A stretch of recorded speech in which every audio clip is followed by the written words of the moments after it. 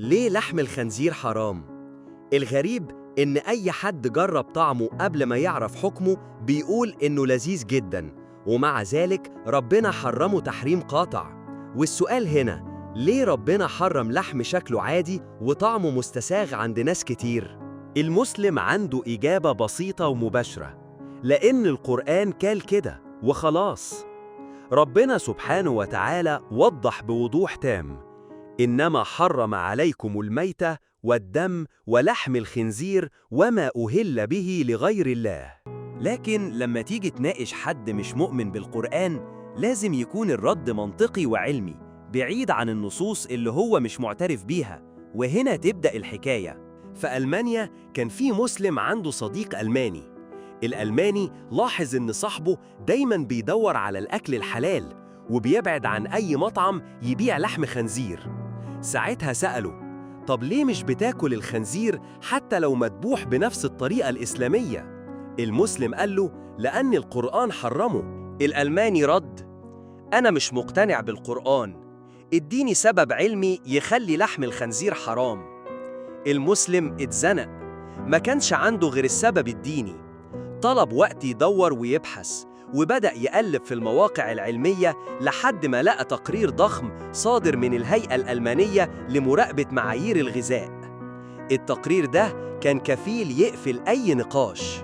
التقرير شرح إن الخنزير حيوان قذر في طبيعته، بياكل أي حاجة، جثث ميتة حتى لو متحللة، لو أبوه أو أمه ميتين بياكلهم من غير تردد، بياكل الفضلات والقمامة وبيشرب البول، أي حاجة قدامه بينزل معدته من غير تمييز. المصيبة الأكبر إن جسم الخنزير ما بيعرقش، جلده زي الإسفنج بيمتص السموم والنجاسات، ولما تاكل لحمه الكبد بتاعك بيتعرض لجرعة سموم رهيبة. تخيل معايا، لحم الخروف بيتحلل في جسمك خلال 6 ل 9 ساعات، بينما لحم الخنزير بيتحلل في ساعة أو ساعتين بس. النتيجة، كل السموم اللي فيه بتهجم على كبدك مرة واحدة. كمان الخنزير من أكتر الحيوانات اللي بتنقل أمراض بسبب سلوكه الجنسي المؤزز. هو ممكن يعاشر أي حيوان قدامه، ذكر أو أنثى، وده بيخليه مستودع للأوبئة.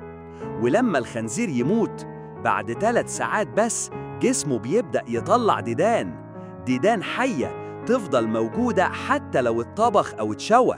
ولعلمك، لحمه بيشبه لحم الإنسان لدرجة إن الأطباء بيستعملوا جلده في عمليات التجميل، والفنانين اللي بيرسموا وشوم بيجربوا أدواتهم على جلد الخنزير قبل ما يستعملوها على البشر.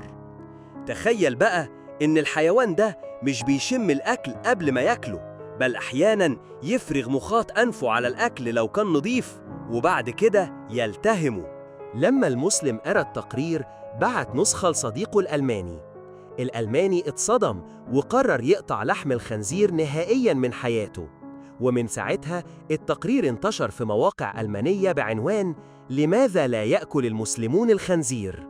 إحنا كمؤمنين مش محتاجين لكل ده، يكفينا كلمة القرآن: حرمت عليكم الميتة والدم ولحم الخنزير. لكن حتى لو رجعنا العلم بنفسه بيأكد إن اللي ربنا حرمه مش محرم من فراغ.